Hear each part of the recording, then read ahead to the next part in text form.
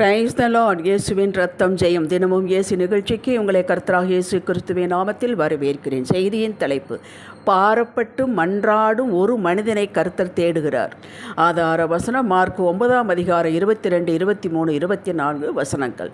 நீர் ஏதாயிலும் செய்யக்கூடுமானால் எங்கள் மேல் மனதிறங்கி எங்களுக்கு உதவி செய்ய வேண்டும் என்றான். இயேசு அவனை நோக்கி, நீ விசுவாசிக்க கூடுமானால் ஆகும், விசுவாசிக்கிறவனுக்கு எல்லாம் கூடும் என்றார். உடனே பிள்ளையினுடைய தகப்பன், விசுவாசிக்கிறேன் ஆண்டவரே, என் அவிசுவாசம் நீங்கும்படி உதவி செய்யும் என்று கண்ணீரோடு சத்தமிட்டு சொன்னார். குடும்ப பாரம் சுமப்பவர்களே, மொத்த இஸ்ரவேல் மக்களையும் கர்த்தர் நேசித்தார். அத்துணை மக்களையும் தன் சொந்த மக்கள், சொந்த ஜனம், மகிமை, என் பலன், என் சம்பத்து என்றுதான் சொல்லி மகிழ்ந்தார். 12 கோத்திரங்களையும் ஒன்றுபோல்தான் நேசித்தார். இருப்பினும் இவர்களை வழி நடத்த, ஆவிக்குரிய காரியத்தில் வழி நடத்த, ஆண்டவரை தேடுவதில் வழி நடத்துவதற்கு, இவர்களுக்காக பாரப்பட்டு ஜெபிப்பதற்கு லேவி கோத்திரத்தார்களை மோசே தெரிந்தெடுத்தார். அதில் மோசேயை தெரிந்தெடுத்து இவனது ஆடு மேய்க்கும் கோலை தேவ கோலாக்கினார். அற்புதங்கள் செய்ய வைத்தார். ஆரோனை உதவியாக கொடுத்தார். எதற்காக? எகிப்தில் அடிமையாக இருக்கக்கூடிய தம் மக்களை விடுவித்து வெளியே கொண்டு வருவதற்காக. இவர்கள் 2 பேரும் இத்தனை லட்சம் மக்களுக்கு ரெப்ரசன்டேட்டிவாக நின்றார்கள். மோசேயிடம் முகமுகமாய் பேசி மக்களிடம் சொல்ல சொன்னார்.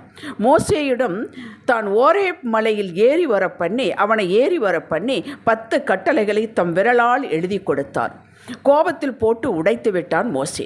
2ஆம் விசை வர சொல்லி அதே போல் எழுதி கொடுத்தார். மோசே மூலமாகத்தான் பிரமாணங்களும் கட்டளைகளும் நியமங்களும் கொடுக்கப்பட்டது இஸ்ரவேல் மக்களுக்கு. ஒருவன் மூலமாகும். மோசேயை கர்த்தர் சொல்வதோடு கொஞ்சம் கூட்டவோ கொஞ்சம் குறைக்கவோ இல்லை.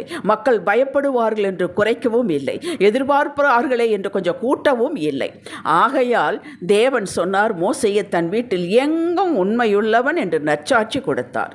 மக்களின் அவிசுவாசத்தினால், இஸ்ரவேல் மக்களின் அவிசுவாசத்தால், முறுமுறுப்பால், தேவ சித்தத்திற்கு மக்கள் எதிர்த்து நின்றதால் தேவன் மோசேயை பார்த்து, நீ ஒதுங்கிக்கொள், இவர்களை நிர்மூலமாக்குவேன் என்றார்.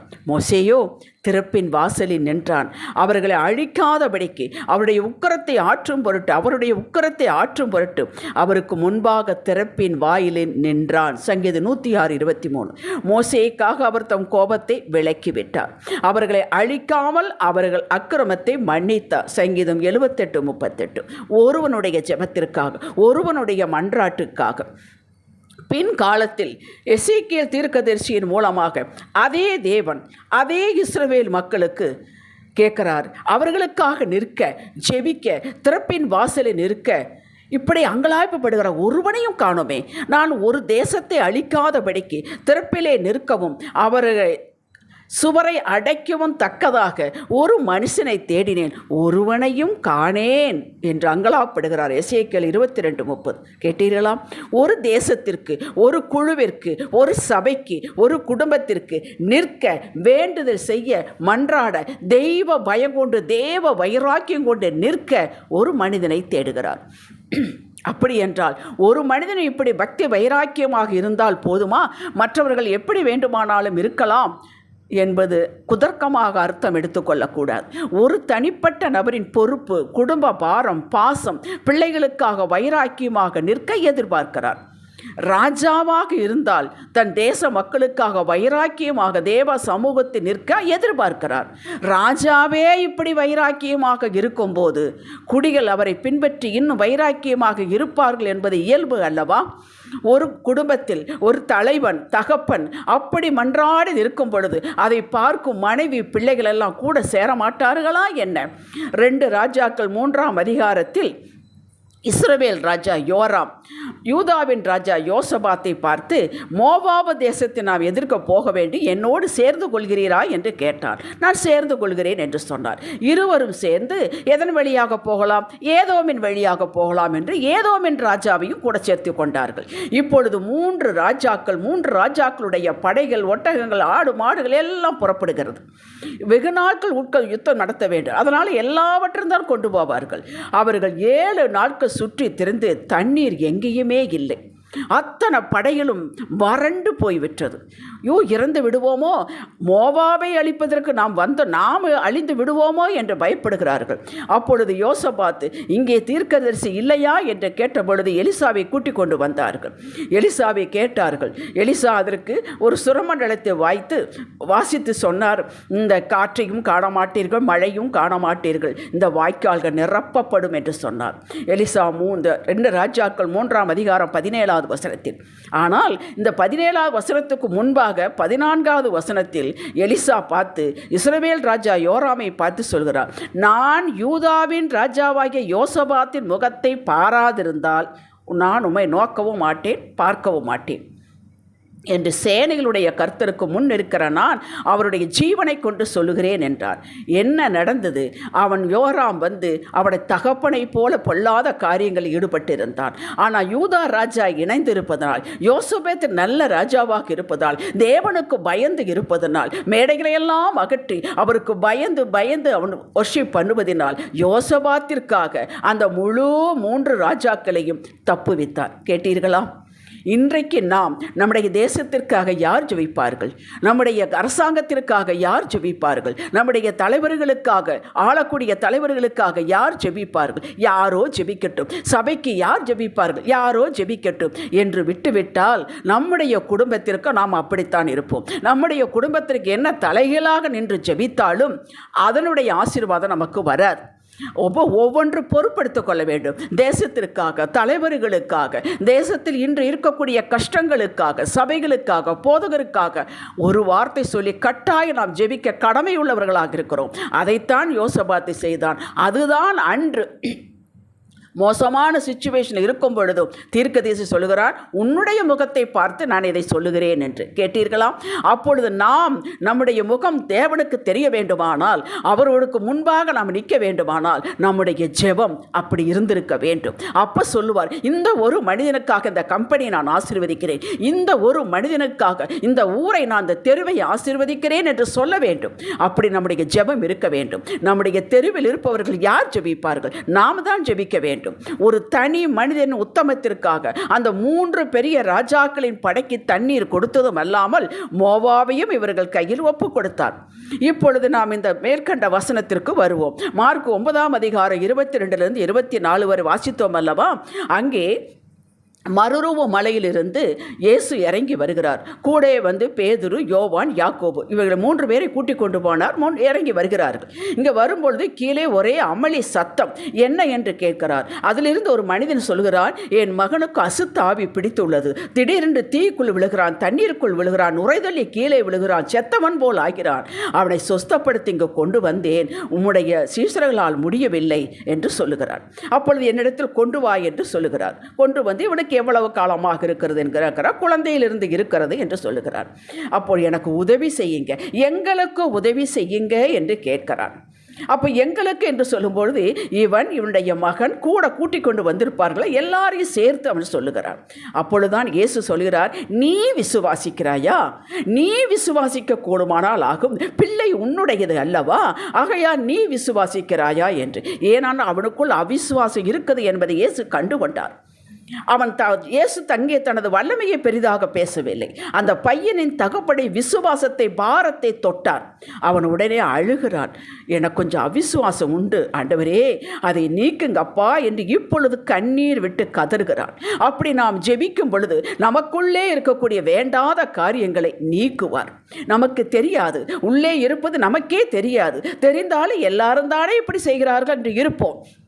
எது அவசியம் இல்லையோ, எது பாரப்பட்டு நீங்கள் ஜெபிக்கிறீர்களோ, தேசத்திற்காக, சபைகளுக்காக, போதகர்களுக்காக, உங்கள் தெருவுக்காக, கம்பெனிக்காக ஜெபிக்கிறீர்களோ, ஆண்டவருடைய அன்பு உங்கள் மேல் இறங்கும். உன்னிடத்தில் இது இருக்கிறது, நீ இதை நீக்கிக்கொள் என்று அதற்கு அவர் கிருபை தருவார்.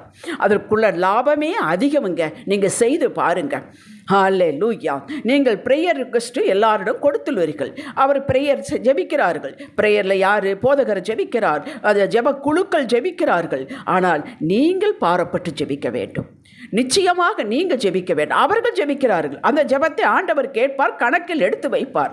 ஆபிரகாம் லோத்திற்காக பரிந்து பேசி ஜெபித்தான், ஆதியாகமம் 19ஆம் அதிகாரத்தில். ஆனால் லோத்து அன்று ஜெபித்திருந்தால் அவனுக்கு ஜெபம் தெரியுமே. கூடவே ஆபிரகாமு கூட தானே இருந்தான். அவன் பலிபீடம் கட்டி தொழுது பார்த்து கொண்டு தானே இருந்தான். ஒரு ஆகாருக்கு தெரிவது என்றால் லோத்துக்கு தெரியாமல் இருக்குமா? மோசமான இடத்தில் குடியிருக்கிறோமே, தெரியாமல் வந்து மாட்டிக்கொண்டோமே என்று அன்று அவன் ஜெபித்திருந்தால் ஒருவேளை அந்த பட்டணம் காக்கப்பட்டிருக்கும். தேவ கோபம் இறங்கி இருக்கும். நம் குடும்பத்தை காப்பாற்றிக் கொள்ளலாம் என்று அவன் செய்திருக்க வேண்டும். அவனுக்கு இப்படி ஒரு இழிவான நிலை வந்திருக்காது. அன்பர்களே, உங்கள் குடும்பத்தின் பாதுகாப்பு, வளர்ச்சி, சமாதானம், பிள்ளைகளுடைய உயர்வு, மேன்மை, ஒழுக்கம், இதற்கு உத்தரவாதம் பெற்றோரே. பிள்ளையும் ஜெபிக்க வேண்டும். நீங்கள் ஜெபிக்க சொல்லி அவர்களை ஊக்குவிக்க வேண்டும். ஆதியாகமம் 17, 18, 20 3 அதிகாரங்களில் பார்த்தீர்கள் என்றால் ஆபிரகாம் ஆண்டவர் சொல்லுவார், சர்வ வல்லமையுள்ள தேவன், உனக்கொரு மகன் பிறப்பார், அவனுக்கு ஈசாக் என்று பெயரிடுவாயாக என்று திரும்ப திரும்ப சொன்னாலும் அவனுடைய இருதயம் இப்பொழுது பிறந்து வளர்ந்து நிற்கிறானே, அந்த இஸ்மவேலுக்காக துடிக்கிறது. இந்த இஸ்மவேல் கண்களுக்கு முன்பாக பிழைத்திருப்பானாக என்று கேட்கிறான். அந்த இஸ்மவேலை ஆசீர்வதித்தாரே, அதுதானே இன்றைக்கு மத்திய ஆசியாவில் கொளிக்கிறார்கள். மண்ணை தோண்டினால், மணலை தோண்டினால் ஆயில் அவ்வளவு வருகிறது. எல்லா உலகமே அங்கதானே கையேந்தி நிற்கிறது. அப்படி ஆசீர்வதித்தார். ஒரு தகப்பனுடைய ஆசீர்வாதம், ஒரு ஆபிரகாமினுடைய ஆசீர்வாதம். உங்கள் பிள்ளைகள் செழித்திருப்பார்கள். நீங்கள் இதை மறக்கவே கூடாது. இஸ்மவேல் பிழைத்திருப்பானாக என்று சொன்னார். அவனை நான் பிரபுக்களாக மாற்றுகிறேன் என்று சொன்னார். அதே போல இன்று வரை அவர்கள் பிரபுக்களாகத்தான் இருக்கிறார்கள். ஹல்லேலூயா. யோபு 1:5 பார்த்தீர்கள் என்றால் யோபு 10 மக்களை வைத்திருக்கிறான். ஒருவேளை இவர்கள் தவறு பண்ணியிருப்பார்களோ, பாவம் செய்திருப்பார்களோ என்று ஒவ்வொருவருக்காக பழி கொடுத்து தொழுது கொள்கிறான். எப்பேற்பட்ட தகப்பன் என்று பாருங்கள். ஒரு தகப்பனுக்கு தாய்க்கு இந்த அவசியம் வேண்டும். ஐயோ, இது தருதலை, இது அவ்வளவுதான் என்று கை கழுவாதீர்கள். நம்மளை கை கழுவி இருந்தால் இன்னைக்கு நம்முடைய நிலைமை என்ன ஆயிருக்கும்? நீங்கள் கடைசி வரை உங்கள் பிள்ளைகளுக்காக போராடுங்கள். நிச்சயமாக பிள்ளைகளை மீட்டு தருவார். நிச்சயமாக உங்கள் குடும்பத்தை மீட்டு தருவார். நிச்சயமாக உங்கள் உறவை மீட்டு தருவார். பிள்ளைகளுக்கு திருமணமாகிவிட்டது, அவர்களுக்கும் பிள்ளைகள் பிறந்து விட்டார்கள். இனி அவரவர்கள் குடும்பத்தை அவரவர்கள் பார்க்கட்டும், பிரார்த்தனை செய்யட்டும், வேண்டட்டும் என்று விடாமல் பெற்றோர்களே, உங்களுடைய உணர்வு இருக்கும் வரை, மூச்சு இருக்கும் வரை உங்கள் பிள்ளைகளுக்காக, பேர பிள்ளைகளுக்காக, அவர்கள் பிள்ளைகளுக்காக வேண்டுதல் செய்யுங்கள். தினமும் செய்யுங்கள். இயேசுவின் நாமத்தில் அவர்களை ஆசீர்வதியுங்கள். இதனுடைய மகத்துவமே தனி, மகிமையானது. நான் அப்பதே சொன்னேன், இஸ்மவேலுக்கு வேண்டினது இன்று வரை அவர்கள் ஜெபித்து கொண்டிருக்கிறார்கள். இன்று வரை ஊரில் வயதான பெற்றோர் உங்களுக்காக கண்ணீரோடு, பாரத்தோடு, விசுவாசத்தோடு, எதிர்பார்ப்போடு ஜெபித்து கொண்டு இருப்பதால் தான் நீங்கள் எந்த தேசத்தில் இருந்தாலும் மனிதர்களின் கண்களில் தயவு கிடைக்கிறது, சுகமாயிருக்கிறீர்கள். மறக்கவே வேண்டாம், ஜெபிக்கலாம். தகப்பனே, குடும்பம், பிள்ளையின் பெற்றோர் இவர்களுக்காக வேண்டுதல் செய்யும் பாரம் தருவீராகும். குடும்பத்திற்காக திறப்பின் வாசலில் நின்று மன்றாட ஜெபத்தின் ஆவியை ஊற்றுமையா. எந்த தேசத்தில் நாங்கள் இருக்கிறோமோ அந்த தேசத்திற்காக, அந்த வேலை செய்கிறோமோ அந்த கம்பெனிக்காக, முதலாளிக்காக, அந்த தொழிலுக்காக, நாங்கள் இருக்க பக்கத்தில் இருக்கிற தெருவுக்காக ஒவ்வொருவருக்கும் ஒரு வார்த்தையாவது சொல்லி ஜெபிக்க எங்களுக்கு ஜெபத்தின் ஆவியை, விண்ணப்பத்தின் ஆவியை ஊற்றுவீராக சுவாமி. எங்களுக்குள்ள இருக்கிற அவிசுவாசம் நீங்கட்டும். எங்களுக்கு மட்டும் ஜெபிக்க இல்லாதபடிக்கு இந்த இதை உடைத்து கொண்டு வெளியே வந்து ஜெபிக்க வாசலில் நிற்க கிருபை தாருமையா, பெலன் தாருமையா, இயேசுவின் நாமத்தில் பிதாவே, ஆமேன். இன்றைய சிந்தனைக்கு என் கையில் கொடுக்கப்பட்டுள்ள அனைத்திற்கும் நான் எதிலெல்லாம் இணைக்கப்பட்டிருக்கிறேனோ, ஒரு தேசத்தில், ஒரு தெருவில், ஒரு கம்பெனியில், ஒரு குடும்பத்தில், உறவில், பெற்றோர்கள், எதிலெல்லாம் நான் இணைக்கப்பட்டிருக்கிறோனோ அனைத்திற்கும் பாரத்தோடு, விசுவாசத்தோடு தேவ சந்நிதியில் நான் தினமும் நிற்பேன். ஆமேன். ஹல்லேலூயா.